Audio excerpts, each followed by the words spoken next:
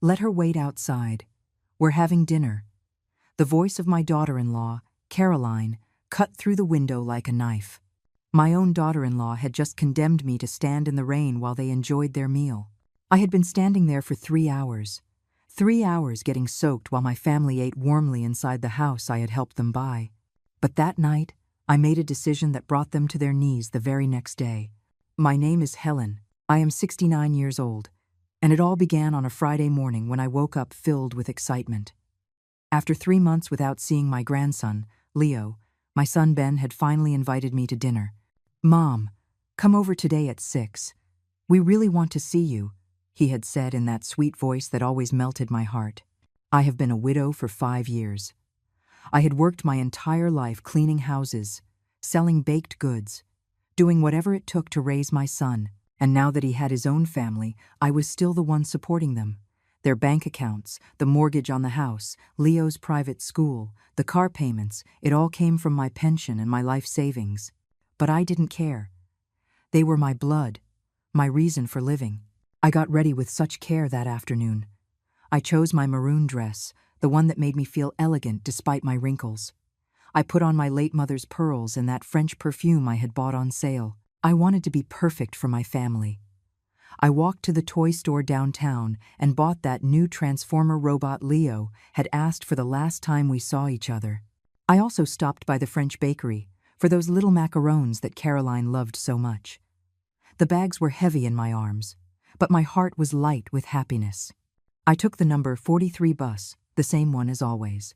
A 45-minute journey watching the city go by, imagining Leo's surprise when he saw his gift. It was a beautiful October afternoon. The sky was clear, and there was a soft breeze that reminded me of when Ben was little and we would go to the park to feed the pigeons. I arrived in their suburban neighborhood, the one that made me so proud because I knew my effort had made it possible for them to live there. I walked the 4 blocks from the bus stop to their house, that 2-story house with a garden, the house that had my name on the deed as a co-signer. I rang the doorbell at exactly 6 o'clock, just as we had agreed, and that's when my nightmare began.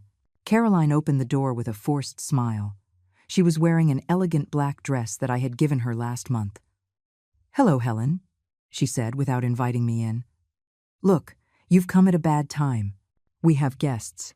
"But Ben invited me to dinner," I replied, confused, feeling the bags grow heavier in my arms. Yes, but you know what? Just wait here a moment while I talk to him, okay?" And she closed the door in my face. I was left standing on the porch, not understanding what had just happened. I could hear voices inside, laughter, the clinking of glasses. It smelled of pot roast, of wine, of celebration, but I was outside. I waited 5 minutes, 10, 15. I rang the doorbell again. This time, Ben opened it, my son, my pride, the man for whom I had sacrificed everything. "Mom, what are you still doing here?" he asked with an uncomfortable smile. "You told me to come for dinner, son. Here I am." He glanced back over his shoulder as if consulting with someone. "Look, Mom, some of Caroline's friends showed up unexpectedly, and we don't have enough food. How about you come over tomorrow instead?" It felt like I had been slapped across the face. I had spent my last few dollars on those gifts. I had taken 2 buses. I had gotten ready with so much love. But son, you invited me. I brought gifts for Leo and— "I know, Mom, but please understand, it's complicated." Caroline appeared behind him with a glass of wine in her hand. "Helen, it really was a misunderstanding. It's better if we coordinate for another day. Yes, when we have more time to give you the attention you deserve. As if I were a burden, as if I needed to be attended to out of pity." Just then, I heard Leo's voice from inside. "Who is it, Daddy?" "No one important, son. Keep eating," Ben replied. "No one important." His own grandmother, no one important. "All right," I managed to whisper. "I'll go." But instead of leaving, I just stood there. I didn't know what to do, where to go. The buses didn't run as frequently at this hour. And then, it started to rain. At first, it was a soft drizzle, little drops landing on my freshly styled hair. But within minutes, it turned into a torrential downpour, soaking my maroon dress, the one I had chosen with such care. I took shelter under the small overhang of the entrance, pressed against the door of my own family's home. I could hear their conversations perfectly from inside. Laughter, toasts, background music. "Who was that, honey?" I heard an unfamiliar female voice ask. "Ben's mother," Caroline replied with a tone of annoyance. "She just showed up unannounced." "But I invited her," my son protested weakly. "Oh, Ben, you know she makes me nervous when she comes over. She always finds something to complain about the house, how we raise Leo, everything." My heart broke a little more. What did I complain about? I had never said a word out of place. I always praised them, defended them, admired them. "Besides," Caroline continued, "you know how she gets when she drinks wine. She becomes so intense, so emotional." Intense? Emotional? They barely offered me a glass of water when I visited. The rain intensified, and I stood there like a wet statue, listening to them talk about me behind my back. "What if she gets sick out there?" Ben asked with a hint of concern. "Don't be dramatic. She's probably gone by now. Your mother is tougher than she looks." But I hadn't left. I couldn't leave. It was as if my legs had taken root in that marble porch I had helped pay for. An hour passed. Water seeped through my shoes. I could feel my clothes sticking to my wrinkled skin. I shivered from the cold, but something inside me refused to move. I rang the doorbell again. This time, they took a long time to answer. When they finally did, it was Ben, with an expression of annoyance. "Mom, are you still here? You're going to get sick. Son, please, just let me in to dry off. I promise I won't bother anyone. Look, Mom, the guests are uncomfortable. It's nothing personal, but I am your mother, Ben, the woman who gave you life, who worked day and night so you could go to college, who is still paying the bills for this house." His face hardened. "Here you go again. This is why Caroline doesn't want you coming over so often. You turn everything into a drama." "A drama? Asking for a little respect was a drama?" "Son, I just want to be with my family. Is that too much to ask?" "Ben, close the door. You're letting all the cold air in," Caroline shouted from inside. And my son, my own son, obeyed. He closed the door without another word. I stood there, in the rain, feeling tears mix with the water falling from the sky. The bags with the gifts were soaked, the wrapping paper dissolving in my hands. I walked over to the dining room window. Through the lace curtains I had given them last year, I could see the perfect scene. The table set with fine china, crystal glasses gleaming under the chandelier, elegant people chatting animatedly. There was my grandson Leo, sitting in his high chair, eating peacefully. My grandson, for whom I bought clothes, toys, for whom I paid for the most expensive school in the city. "Grandma loves you, Leo," I whispered, pressing my face against the fogged-up window. At that moment, Leo turned toward the window. Our eyes met for a second. He saw me there, soaked, shivering with cold. But instead of running to the door to hug me, he simply went back to eating as if nothing had happened. It was then that I heard the conversation that shattered me completely. "See? She's still there," Caroline said to her friend, pointing toward the window where I stood. "You're not going to let her in? Poor thing, she's drenched." "Not a chance. Let her wait out there if she wants. We're having a peaceful dinner, and I'm not going to let her ruin our evening." But she's the boy's grandmother. She's a very complicated woman, always wants to be the center of attention. If I let her in, she'll start with her dramas, her reproaches, her sob stories. "No, thank you." Ben intervened weakly. "Caroline, maybe we could—" "Could what? Let her in to sour our night?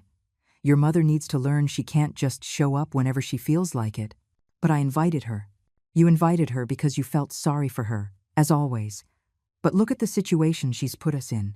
Our guests asking what's going on." The child confused. Leo, my beloved grandson, looked up from his plate. "Why can't Grandma come in?" "Because the adults are talking about important things, sweetie. Your grandma is leaving soon." But I wasn't leaving. I couldn't. It was as if the pain had nailed me to the ground. 2 more hours passed. 2 full hours under that relentless rain that seemed to mock my misery. I couldn't feel my fingers anymore. The cold had seeped so deep into my bones that I wasn't even shivering. It was as if my body had accepted defeat, but my soul was still burning with humiliation. 3 full hours. 180 minutes of my life lost in that rain while my family dined as if I didn't exist. Water streamed down my face, washing away the makeup I had so carefully applied. My maroon dress, the one that made me feel elegant, was now plastered to my body like a cold, wet second skin. The gift bags were a disaster. The wrapping paper had completely disintegrated, revealing the soaked box of Leo's robot. The macarons had turned into a soggy mess inside their elegant packaging. But what hurt the most wasn't the cold, or the rain, or the ruined clothes. It was the realization that to my own family, I was nothing more than a nuisance. Just then, I heard footsteps approaching from the hallway inside. My heart leaped with hope. Maybe Ben is coming to get me, I thought. Maybe he's realized what's happening, but it wasn't Ben. It was Caroline, walking toward the window with a glass of red wine in her hand. She approached the curtains and pulled them back slightly to look outside. She saw me there soaked, shivering, with the ruined bags at my feet, and she smiled. It wasn't a smile of pity or concern. It was a smile of satisfaction, as if she were enjoying my suffering. She stood there for a few seconds, watching me like one might watch a show. Then she calmly returned to the dining table. "Is she still there?" her friend asked. "Yep, like an abandoned dog," Caroline replied with a cruel little laugh. "But she'll get tired and leave eventually. Don't you feel sorry for her?" "Sorry?" "Not at all. She's a manipulative woman. This is all just theater to make us feel guilty." Theater? Manipulation? When the only thing I had ever done in my life was love my family, work for them, sacrifice everything for their well-being? Besides, Caroline continued, raising her voice so I could hear her clearly, it was about time someone set some boundaries with her. She's always believed that just because she pays for a few things, she can show up whenever she wants. A few things. As if the $5,000 I transferred to their account every month were just a few things. As if the mortgage on the house, Leo's school, the health insurance, the credit cards were just a few things. "If I were you, I'd let her in," the friend insisted. "She looks awful out there." "Well, it's a good thing you're not in my place.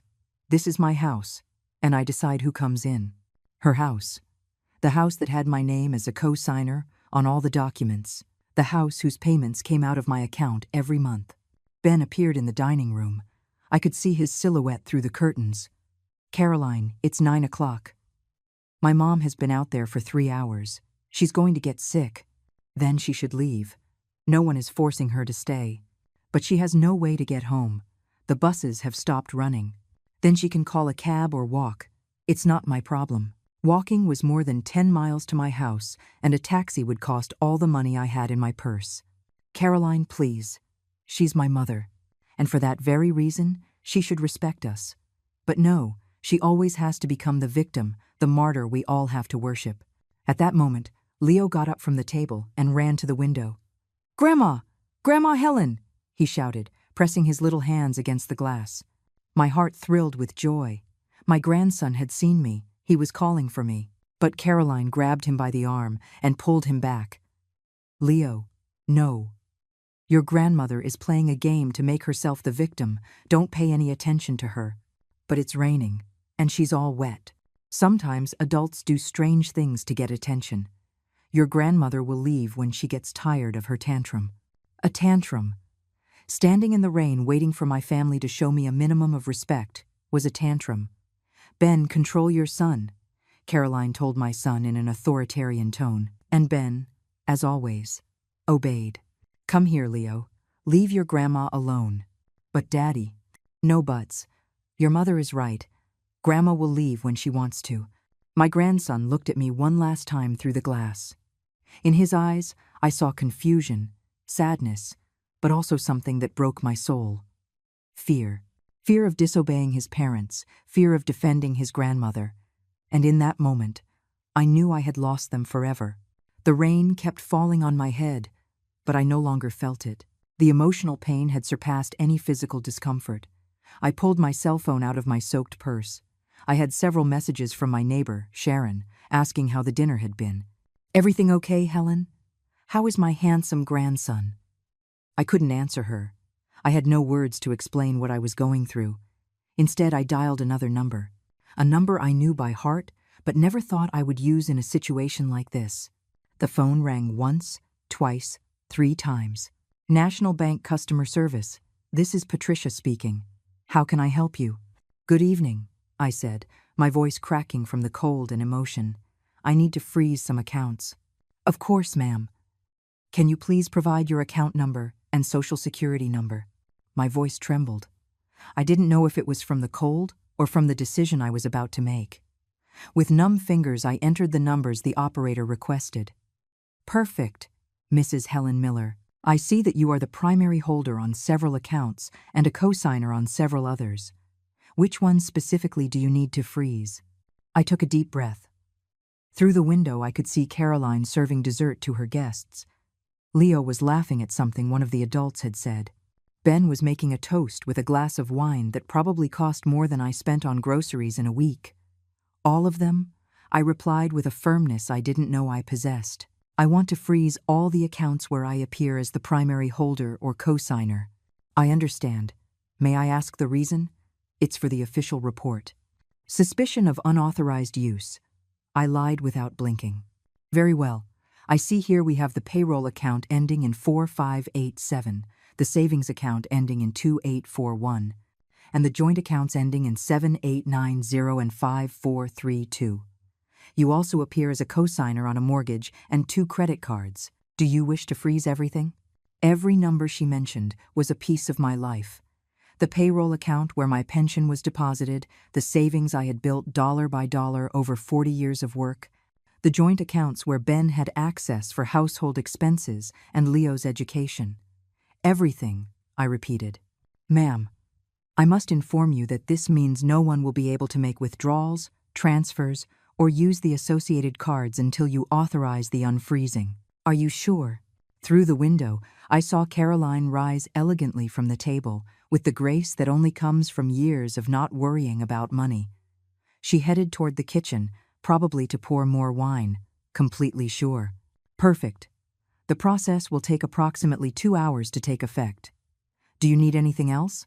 Yes. I want you to email me confirmation of all the blocked operations. Of course. Your request has been logged with case number 789456. Anything else I can help you with? No, thank you. I hung up the phone with a strange sense of peace. For the first time in 3 hours, I smiled. I walked away from the window and went to the front door one last time. I rang the bell insistently, as if it were an emergency. This time, Caroline opened it, clearly annoyed. Helen, what part of you can't come in did you not understand? I just came to say goodbye, I said with a calm that unsettled her. Goodbye? Yes, I've gotten the message. I'm not welcome in this house. I could see her expression change slightly. Maybe she expected tears, pleading, drama. Well, I'm glad you finally understood. I just want you to know one thing, I continued with a serene smile. Starting tomorrow, you're going to have to learn to live on your own resources. What do you mean by that? Nothing important. Just that I think it's time for you and Ben to become fully responsible for your expenses. Caroline scoffed. Please, Helen, don't threaten me. We know you can't live without us, without Leo, without Ben. Your entire life revolves around this family. You're right. My life has revolved around you. But tonight, that changed. Oh, really? And what are you going to do? Go live alone with your cats?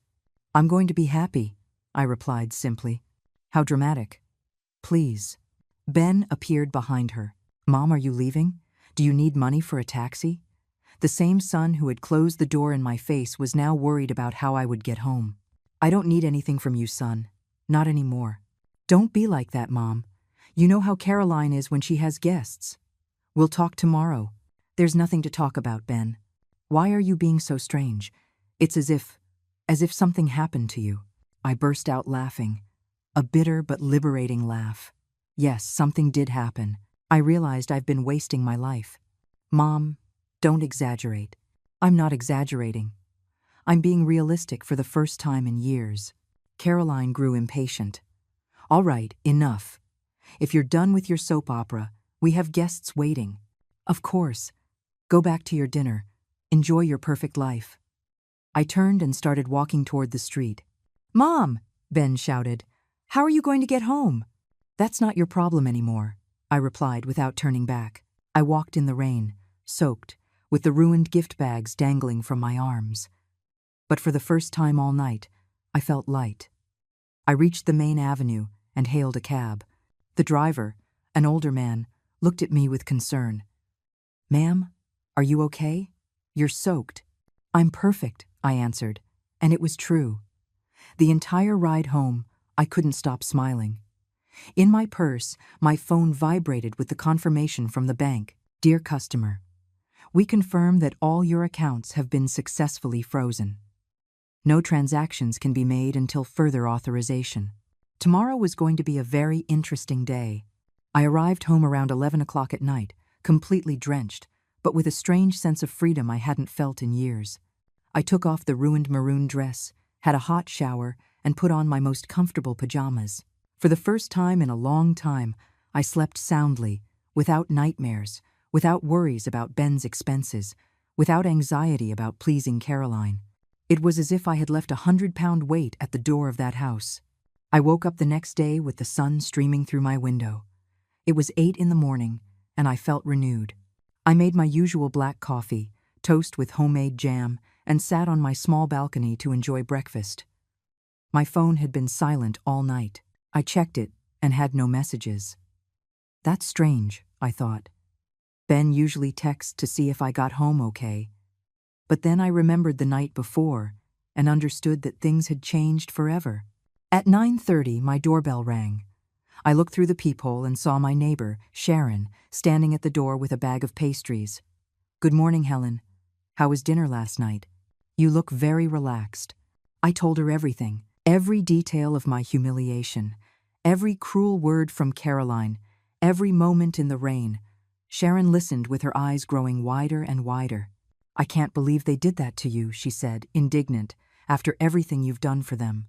"I don't care anymore, Sharon. For the first time in my life, I made a decision just for me. You froze all the accounts? All of them. And I don't plan on unfreezing them until they beg for my forgiveness on their knees." Sharon laughed. "I love this new Helen. It's about time." We were chatting when my phone started ringing like crazy. It was Ben. "Answer it," Sharon said with a mischievous grin. "This is going to be good." "Hello? Mom? What did you do?" "Good morning, son. How did you sleep?" "Mom, don't play dumb. The cards aren't working." Caroline went to the supermarket and all her purchases were declined. We went to the bank and they told us the accounts are frozen. "Oh, really? Why did you do that?" "Because it's my money, Ben, and I've decided I no longer want to share it with people who disrespect me." "Mom, don't exaggerate. Caroline was nervous about the guests. You know how she island?" "I know exactly how she island. That's why I made this decision." "But you can't do this. We have bills, commitments. Leo's school tuition is due today." "That's not my problem anymore." "What do you mean it's not your problem? He's your grandson." "My grandson who saw me in the rain yesterday and didn't lift a finger to help me." I could hear Caroline shouting something in the background. "Caroline says that if you don't unfreeze the accounts, she's going to have to get a job." "What wonderful news. It's about time." "Mom, please, come to the house and we can talk." "I am not setting foot in that house until Caroline apologizes for treating me like a stray dog." "You're exaggerating." 3 hours in the rain is exaggerating?" Ben fell silent. "Mom, look," Caroline says. She says that maybe she misspoke yesterday. "Maybe she misspoke?" I repeated for Sharon to hear. My friend covered her mouth to keep from laughing. "Yeah, you know how she is when she's stressed." "Son, I'm going to tell you something, and I want you to listen carefully. For 5 years I have paid your mortgage, your credit cards, Leo's school, the groceries, the gas, the health insurance, the vacations, everything. And the only payment I have received in return has been humiliation." "That's not true." "No? When was the last time Caroline thanked me for anything? When was the last time you invited me to dinner without me having to beg? When was the last time my opinions were treated with respect?" Ben didn't answer. "Exactly. Never. But Mom, we're family. Family respects each other, son. And you both lost that right yesterday." I hung up the phone and put it on silent. Sharon applauded. "Bravo. You gave me chills. I'm so proud of you." Thanks. But this is just the beginning. 30 minutes later, my doorbell rang. I looked out the window and saw Ben's car parked outside. Both he and Caroline got out and headed toward my door. They're here, I told Sharon. Do you want me to leave? Not at all. Stay. I need a witness. I opened the door before they could knock. Caroline's eyes were red and swollen as if she'd been crying. Ben looked desperate. Mom, please, we need to talk. We can talk right here at the door. Sharon is staying as a witness. A witness to what? Caroline asked in a broken voice. To whatever you're about to say. Caroline took a step closer. Helen, I am very sorry about yesterday. I was stressed with the guests, and I didn't think about the consequences of my words. Which words specifically? Well, when I said for you to wait outside. That's all? Caroline looked at Ben, seeking help. I'm also sorry for making you wait so long. How long exactly? I don't know. An hour? 3 hours, Caroline. 3 hours in the rain. Yes, 3 hours. I'm very sorry. And what else are you sorry for? What else? Caroline, you said a lot of things yesterday. That I was manipulative. That it was all theater. That I should wait outside like an abandoned dog. Caroline's face crumbled. I didn't say that. Yes, you did. And you also said I was a complicated woman. That I always wanted to be the center of attention. That you had to set boundaries with me. Ben looked at her, shocked. You said all that? Ben, it doesn't matter what I said. The important thing is I was upset, and I wasn't thinking. Yes, it does matter, I interrupted, because those words showed what you really think of me. Helen, please, just unfreeze the accounts, and let's forget all this. Number, what do you mean, no? I'm not unfreezing anything until you give me a real apology. On your knees. On my knees? Caroline was outraged. That's humiliating. Just as it was humiliating for me to stand for 3 hours in the rain, waiting for my family to grant me a shred of dignity. Ben intervened. Mom, be reasonable. Caroline already apologized. That was not a sincere apology. That was an apology of convenience. What do you want me to do? Caroline asked desperately. I want you to kneel, right here, in front of Sharon as a witness, and apologize for every single cruel thing you said to me yesterday. That's too much. Then there's no deal. I turned to go back inside my apartment. Wait, Caroline shouted. She looked at me with a mix of desperation and wounded pride. I could see the internal struggle between her need for the money and her resistance to humbling herself before me. Fine, she finally whispered. Ben looked at her, surprised. Caroline, you don't have to. Yes, I do, she interrupted, tears in her eyes. We have no choice. Slowly, very slowly, Caroline knelt on the floor of my entryway. Her knees touched the cold tiles that I myself had laid years ago when I bought this little apartment with my savings. Helen, she began, her voice cracking. I apologize for leaving you waiting in the rain. Continue, I said firmly. I apologize for calling you manipulative. And what else? Caroline took a deep breath, tears streaming down her cheeks. I apologize for saying it was all theater, for comparing you to an abandoned dog, for saying you were a complicated woman. And for what else? For saying I had to set boundaries with you, for not recognizing everything you've done for us, for disrespecting you in my own house. Sharon watched the scene with wide eyes. Ben looked uncomfortable, shuffling his feet nervously. And do you promise this will never happen again? I promise, Caroline whispered. I didn't hear you. I promise, she cried out in desperation. Get up, I said finally. Caroline rose slowly, wiping tears with the back of her hand. Her elegant dress now had dust on the knees. Very well. Now for part 2. Part 2? Ben asked, alarmed. Yes, the apology is just the first step. Now come the new rules. What rules? Caroline looked terrified. Sit down here in the garden chairs. This is going to take a while. Ben and Caroline sat like scolded schoolchildren. Sharon settled into her chair with a satisfied smile. Rule number 1, I began. I am no longer your personal bank. From now on, you will be responsible for all of your own expenses. But Mom, let me finish, Ben. Rule number 2. I will transfer money only for Leo's basic expenses. His school, his food, his clothes. But piano lessons, swimming, tutoring, and all those other extras are over until you can pay for them yourselves. Caroline turned pale. Rule number 3. No more expensive restaurants, trips, designer clothes, or whims paid for with my money. Helen, that's impossible. We can't live like that. Of course you can. Millions of families live with fewer resources and are perfectly happy, but we're already used to. Exactly. You are used to living above your means using my money. That is over. Ben interjected nervously. Mom, what if Caroline gets a job? Could you consider? Rule number 4, I continued, relentless. Caroline has 30 days to find a job. If she doesn't, I will cut off all financial support, permanently. 30 days? Caroline exclaimed. That's such a short time. It's more time than you gave me yesterday to find shelter from the rain. Sharon nodded in approval. Rule number 5. My visits will be by specific invitation only. No more come whenever you want, and then making me wait at the door. Okay, Ben muttered. Rule number 6. When you do invite me, you will treat me with the respect I deserve. No more making me feel like an unwelcome guest in the house I helped pay for. Yes, Mom.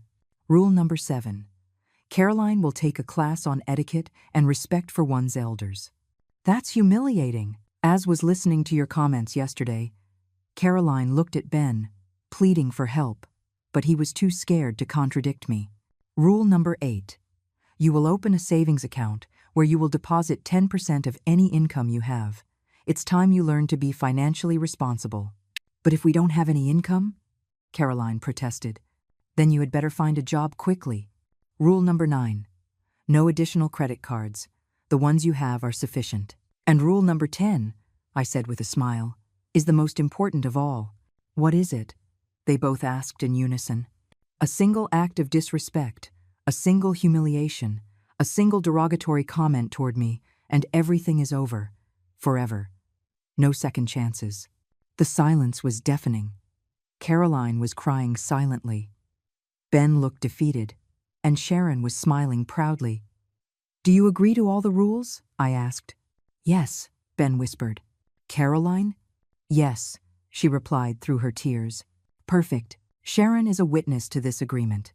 If you break it, she can confirm it. Helen, Caroline said in a pleading voice, when will you unfreeze the accounts? When I see real results. When Caroline gets a job. When you treat me with genuine respect. When you prove that you have learned your lesson. And in the meantime, you'll have to manage with whatever cash you have. Ben took out his wallet and checked it. I only have $20. And I have 5, Caroline added. Then you had better manage that money well, until things change. Caroline stood up from her chair, trembling. And if I don't find a job in 30 days? Then you will have to move to a cheaper place, take Leo out of private school, and live like normal people live. You can't do that to us. Of course I can. It's my money, and I decide how it's used. Ben approached me, his face pleading. Mom, please, be flexible. Caroline will change. You saw she apologized. She apologized because she had no other choice. A real apology, from true remorse, is very different. What do we have to do to make you truly forgive us? Caroline asked desperately.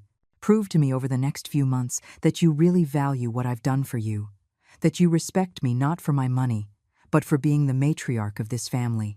We will, Ben promised. I hope so. Because this is your last chance. They left that afternoon, empty-handed and with their heads bowed. I watched them walk away through the window, talking amongst themselves with desperate gestures. Helen, Sharon said when they were gone, you are my hero. I wish all women our age had the courage you just showed. The following days were revealing. For the first time in years, my phone didn't ring constantly with requests for money, complaints about expenses, or Caroline asking for a little transfer for some whim. The silence was beautiful. Sharon came over for coffee every afternoon. Word had spread in the apartment building about what had happened, and my neighbors congratulated me for setting boundaries. Helen, we all knew that daughter-in-law of yours was bleeding you dry, said Mrs. Rosa from the 4th floor. But we never thought you'd have the guts to turn off the tap. On the 5th day, Caroline appeared at my door. alone. She looked haggard, with deep dark circles under her eyes and her hair unkempt, a far cry from the elegant, haughty woman of a week ago. Helen, can we talk? We can talk right here in the doorway. But it's private. Caroline, after listening to everything you said about me to your guests, I don't think there's anything private left between us. She bit her lower lip nervously. I've been looking for a job every day, and it's harder than I thought. I'm 35. I haven't worked in 8 years. I have no recent experience. Welcome to the real world. Helen, please. Ben is desperate. Yesterday he had to borrow money from his coworkers to buy food. And what have you done to help? I've been filling out applications, going to interviews. I don't mean that. I mean, what have you done to remedy the damage you caused me? Caroline fell silent. Exactly. Nothing. What do you want me to do? I want you to truly understand what you did. I want you to feel, even just a little bit, the humiliation you put me through. He already apologized. You knelt because you had no choice. But you haven't shown a single gram of genuine remorse. Caroline started to cry. What more do you want from me? I want you to go to every single person who was at your house that night and tell them the truth. Tell them you left me in the rain for 3 hours, that you treated me like an animal, that all of this happened because I am a woman who deserves respect. That's humiliating. Exactly.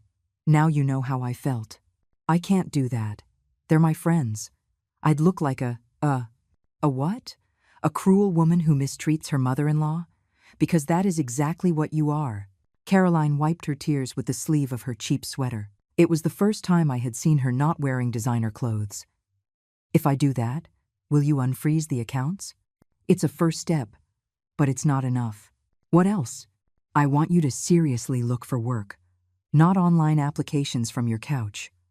I want you to go out every day, knock on doors, beg if you have to. I'm already doing that. Oh, really? Have you gone to clean houses? Have you asked in restaurants if they need waitresses? Have you considered working in a supermarket? Caroline's face fell. Those kinds of jobs are what? Humiliating? Just as it was humiliating for me to clean houses for 30 years so my son could go to college? As it is humiliating to work from sunup to sundown to support a family that doesn't value you? I didn't know. Of course you knew. You just didn't care. Caroline stood there in my doorway, watching her world of privilege crumble. Helen, I promise I will change. Promises are carried away by the wind, Caroline. Actions are what count. Give me a chance. I am giving you a chance. You have 25 days to get any job, and I want proof pay stubs, contracts, something tangible. And if I can't find one, then Ben will have to decide if he wants to stay married to a woman who is not willing to contribute to their home. Caroline's eyes widened in panic. You would say that to him? I wouldn't have to. He would realize it himself. Please, Helen, I have a son. Leo is my grandson before he is your son. And he will be fine, because I will never abandon him. But you have to earn your place in this family. Caroline left that day, paler than when she had arrived. 2 days later, Ben came to visit me. He looked terrible, too, but there was something different about him. A humility I hadn't seen in years. Mom, can I come in? Of course, son. He sat in my small living room, looking around as if seeing it for the first time. Your apartment has always been so cozy, he said. I don't know why I never noticed. Because you were too busy enjoying the house I helped you pay for. You're right. And you're right about everything that's happening. I looked at him, surprised. It was the first time Ben had ever sided with me in anything related to Caroline. Do you really think so? Mom, these days without money have opened my eyes. Caroline has been hysterical, screaming at me that I'm useless for not being able to support my family. She has said horrible things to me. Like what? That I'm a failure. That if it weren't for your money, we never would have had the life we have. That she only married me because I had a rich mother. I felt a stab of pain. She said that to you? Yes. And worse, she told me all her friends laugh at us because we depend on an old woman. An old woman? Her words, not mine. I stood up from my chair, furious. Ben, that woman doesn't love you. She's using you. I know, Mom. I know that now. And what are you going to do about it? I don't know. I'm afraid of being alone, of Leo growing up without a complete family.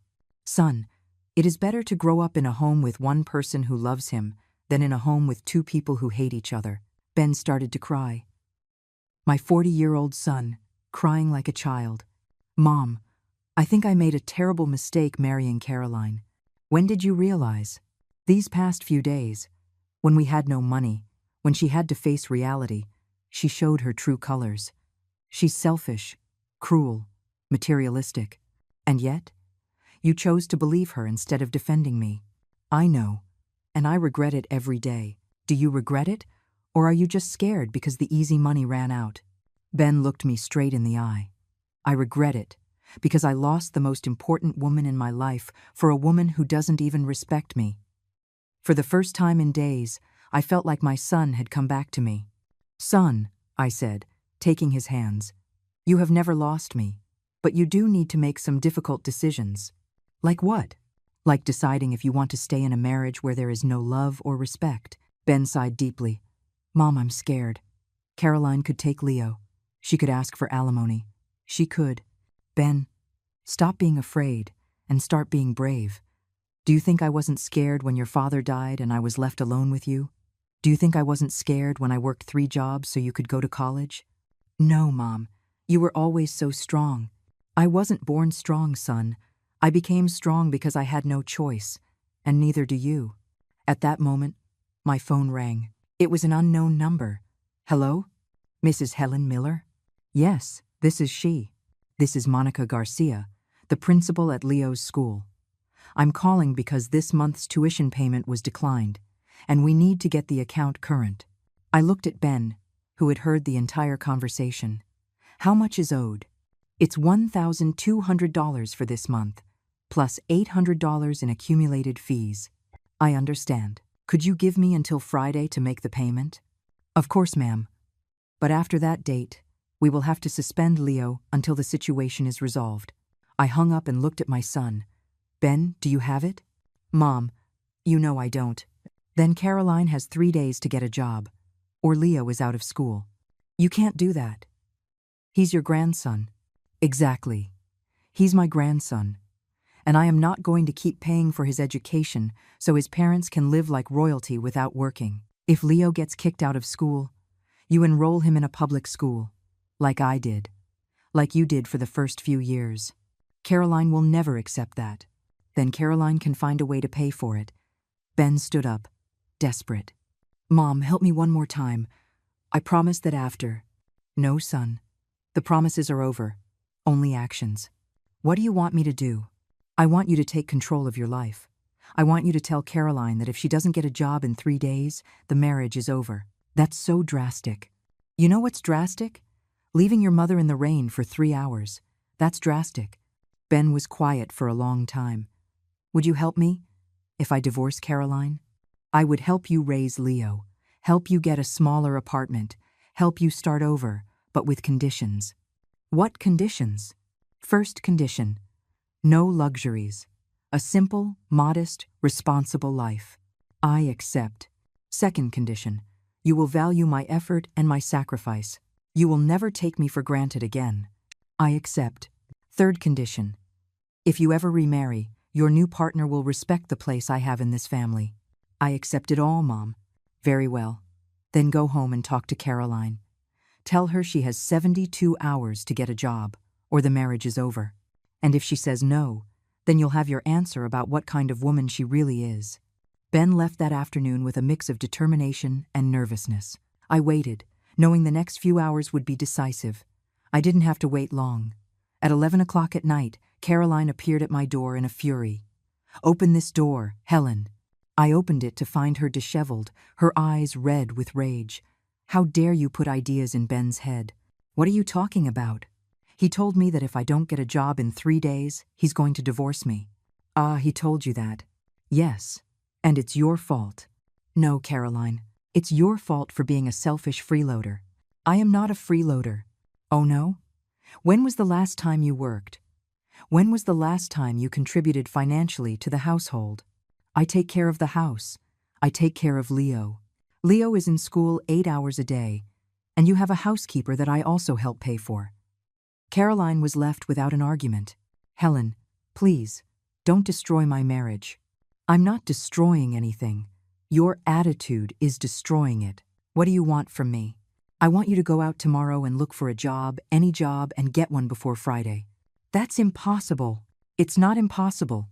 It's difficult. There's a difference.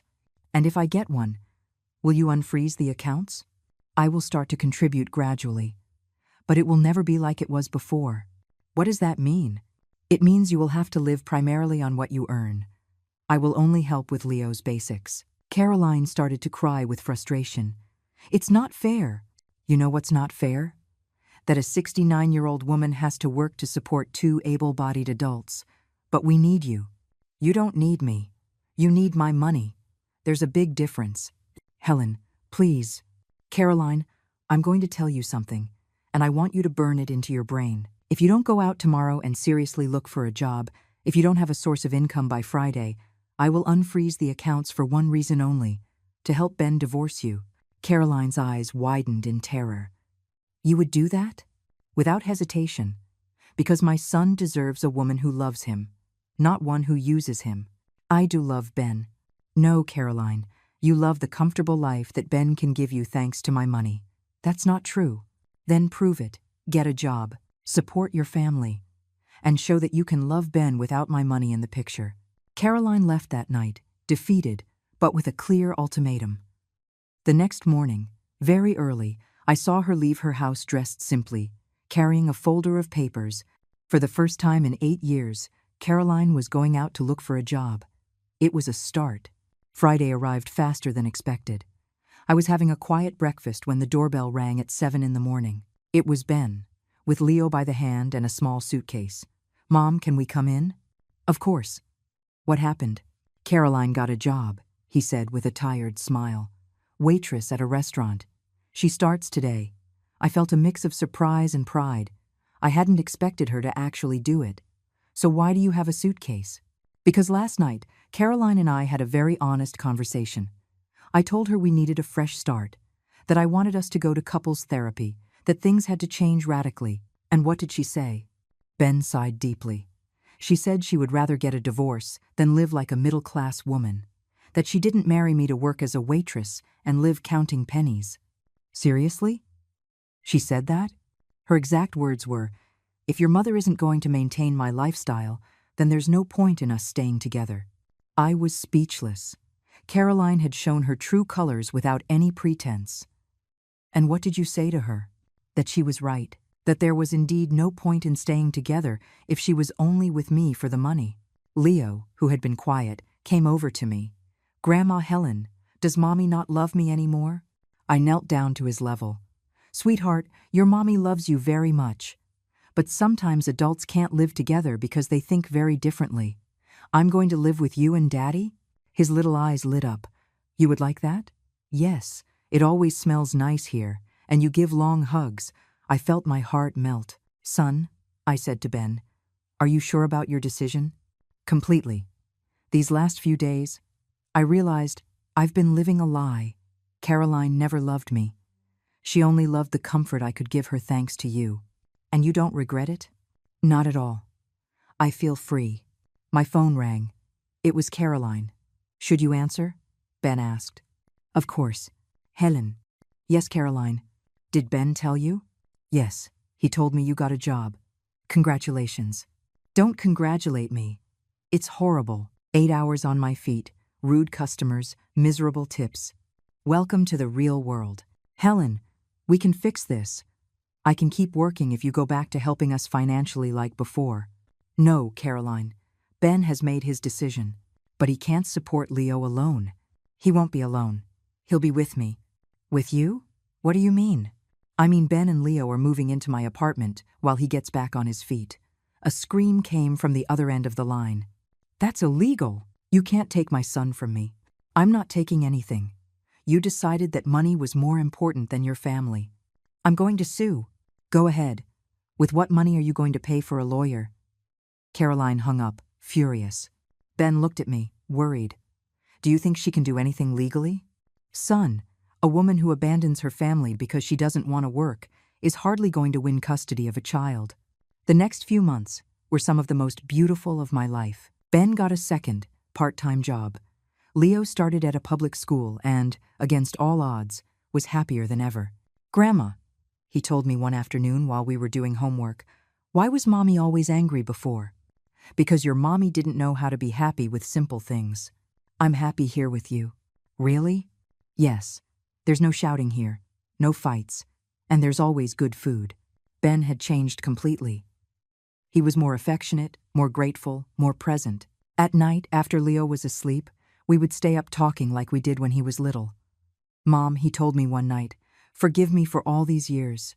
For taking you for granted, for not defending you, for letting Caroline treat you so badly. You are already forgiven, son." "Really?" "Really. Because in the end, all of this helped us find each other again."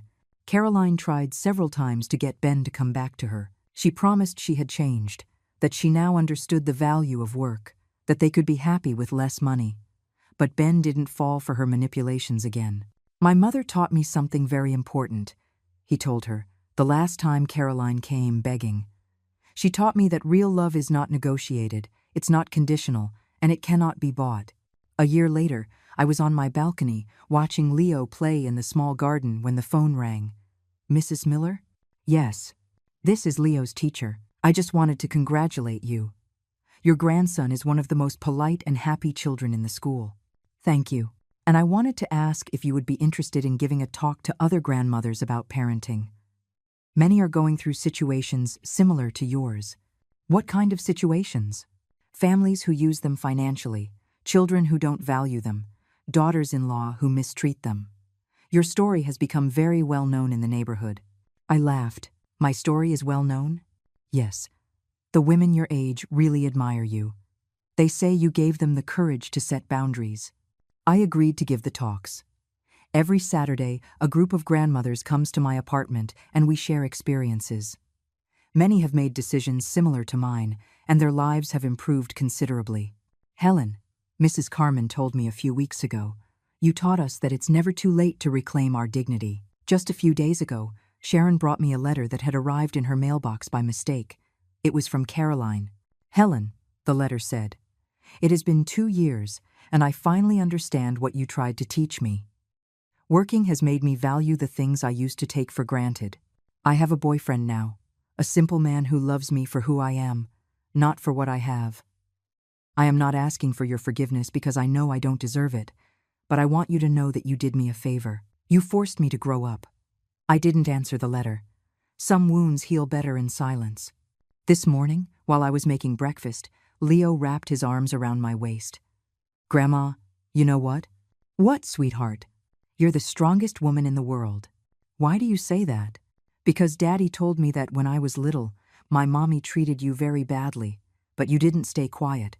You said no, and you saved us all." I smiled as I scrambled the eggs. He was right. That night in the rain, I didn't just save myself.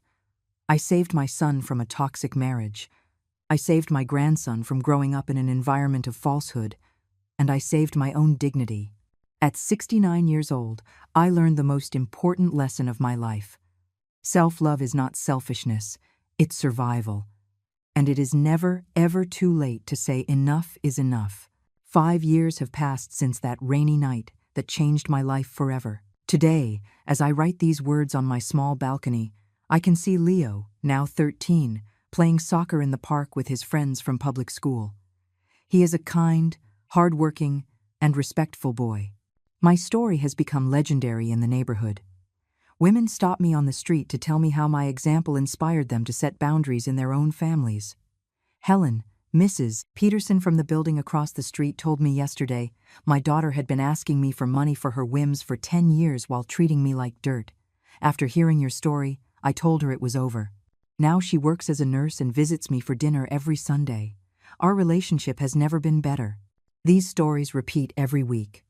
I have, without intending to, become a sort of community leader for older women. I have a WhatsApp group called the Phoenix Group, where we share experiences and support each other.